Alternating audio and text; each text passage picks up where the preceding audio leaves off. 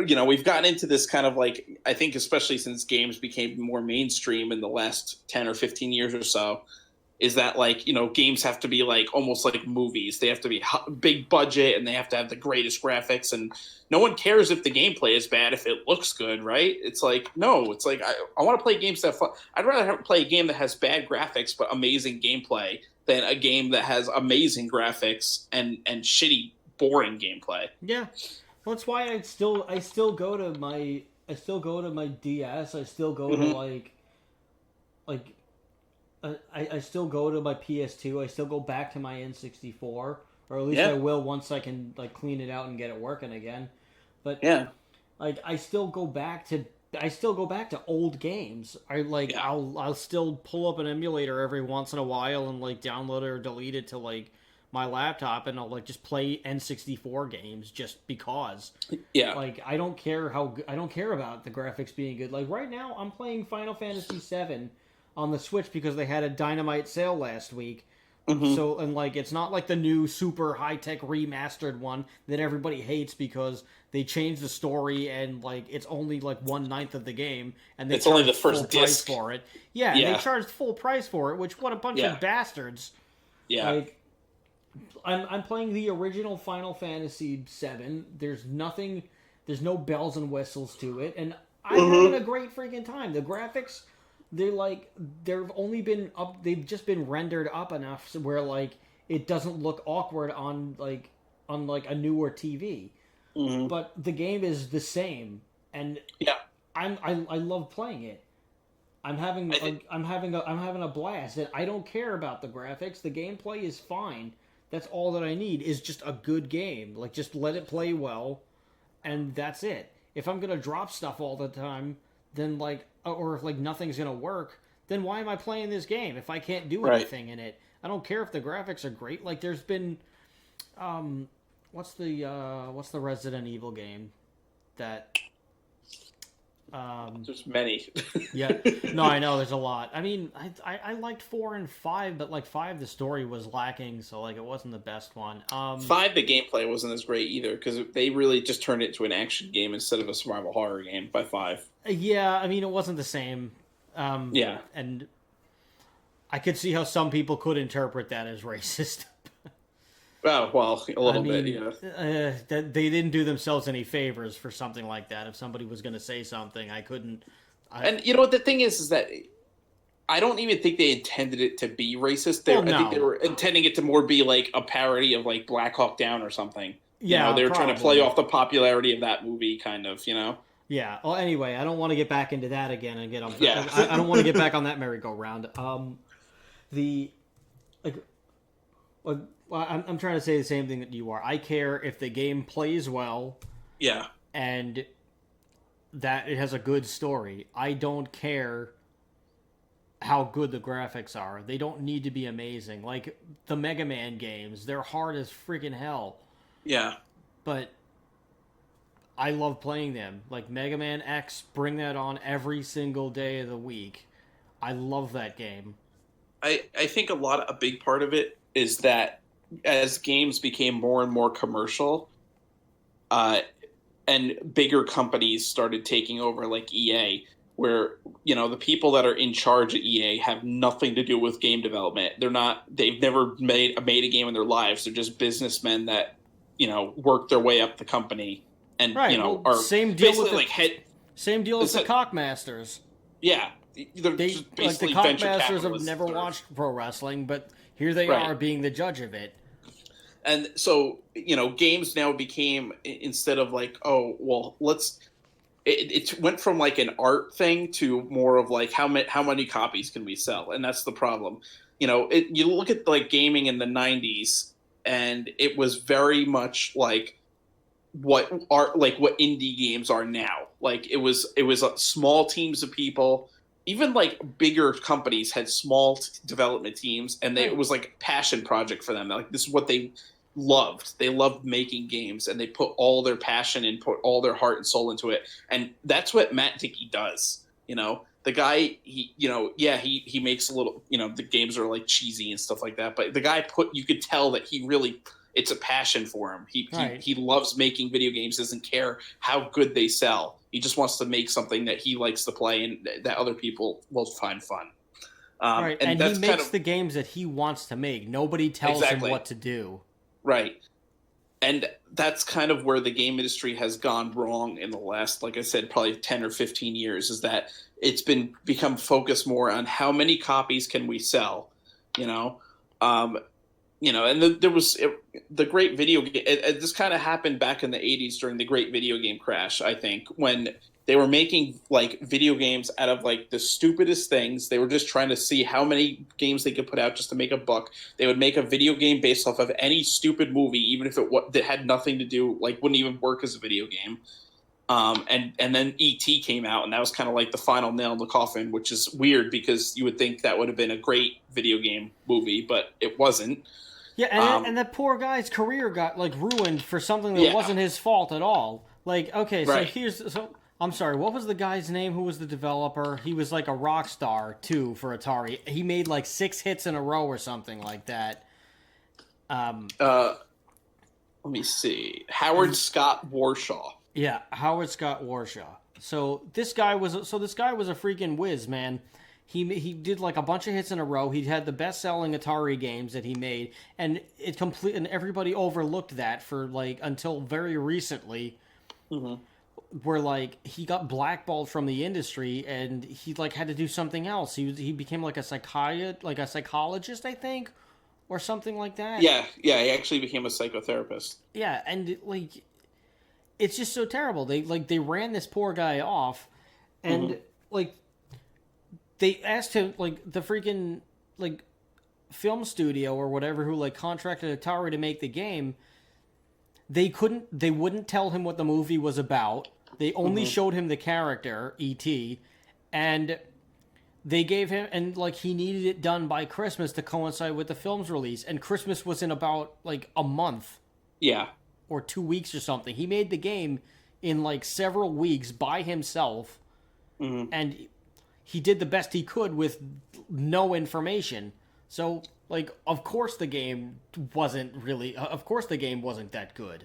Yeah. And had nothing to do with the story. He didn't know what the story was. So, they set him up to fail, and he took, he took all this undeserved heat for it, and they ran him out of the industry. Yeah. And that, like, mentality of, what forced him to make that video game is kind of what's the standard in the game industry now, is just make money and get it out quick so it's, we can make more money on it. Right, it's the Wayne's World complex where big studio takes over little passion project, doesn't know what the hell they're doing and overproduces it.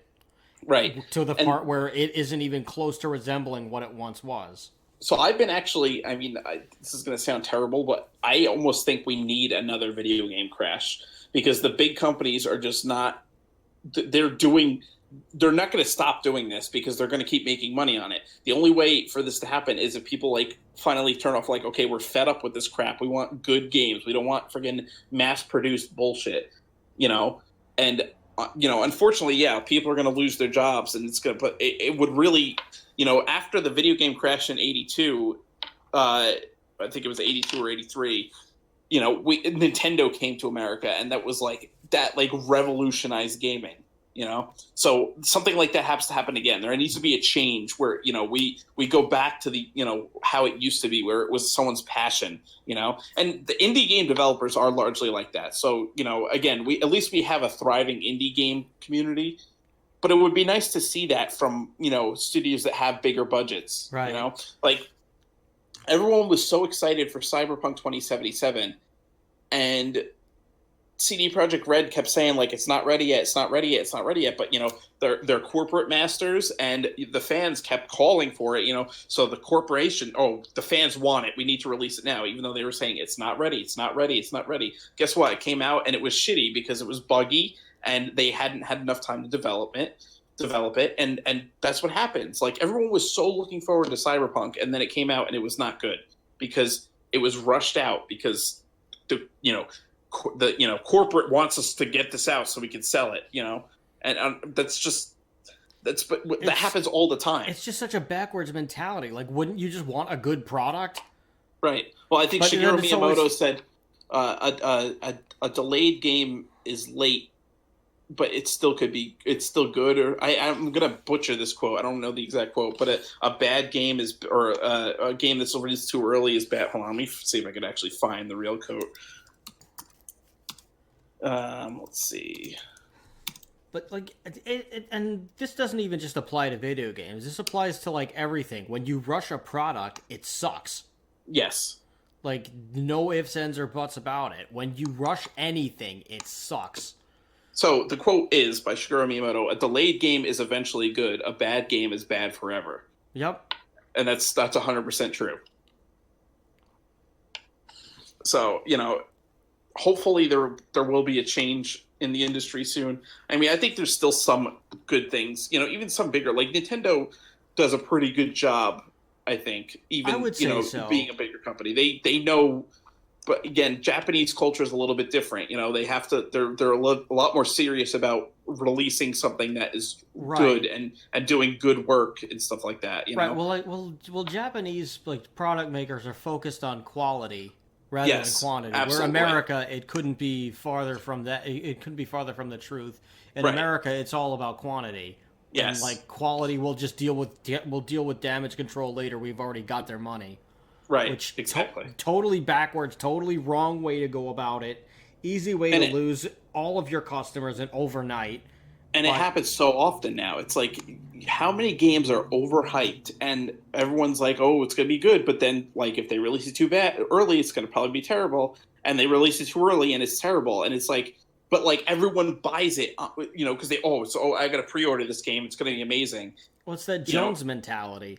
Right. Well, pre-ordering games is the stupidest thing ever, and I hate that GameStop made that popular because I don't see the point. I never saw the point in pre-ordering a game. Like I've only done it a handful of times, but like there's no point to it because every game eventually becomes worthless for the most part. So like when you add up all the DLC and all the other stuff that you're like paying for and all that, like it's just so much extra money.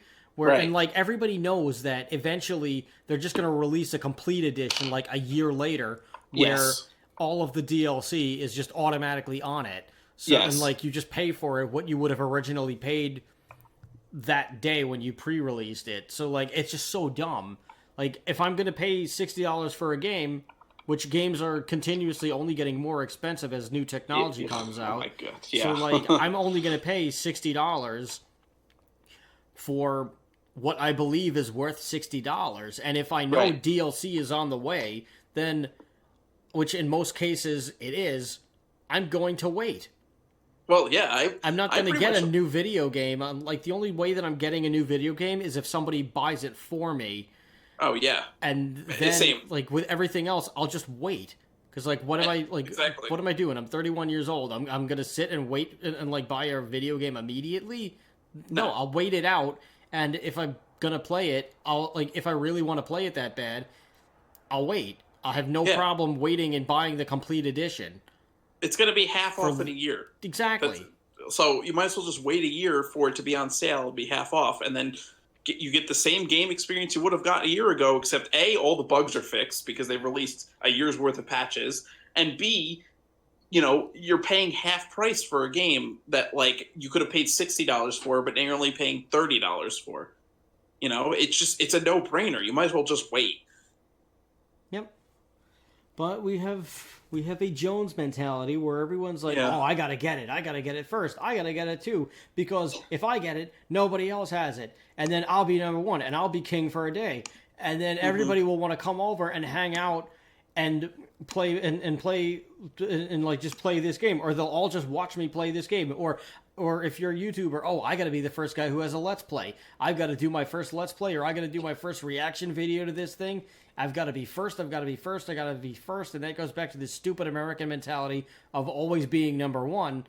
But it's like spread to the rest of the world too, because like content is king. You have to be first or you're last, or whatever this bullshit is. So like everybody just keeps feeding into this, and since the numbers are still good, no company is going to say, oh, maybe we should just wait and like wait until our releases are like perfected to like actually release them, like with the exception of Nintendo. Yeah. And then you just have this whole like bag of nonsense, and that's why this is not going to change unless we do have another video game crash, which I don't foresee happening. Probably not, unless there's like a really big economic. I would say it would probably be have to be like a very big economic crash where people weren't able to buy, which I don't, nobody wants that. wouldn't want that to happen because obviously that screws up everything else. Exactly. So which we're in kind of right now. Like we are in, like I mean the problem is that the stock market is just now totally divorced from reality. Oh yeah. Where people like, but we won't get into that. Yeah, that's a podcast for another day. Yes, that's several. That's a multi-part podcast which we'll charge full price for each part. Yeah, but the graphics will be great. You also get, and if you pre-order it, you get the day one release DLC. Yeah, which is nothing. We'll just ship an empty box to your house as DLC. Of nothing. Of nothing. We'll give you half of nothing. That sounds like everything. For some people, that is everything. Oh. For cats and small children, the box is fine. Hey, I when I was a kid, I enjoyed a good box. Yes, I was a fan of boxes, and I am still a fan of boxes to this day.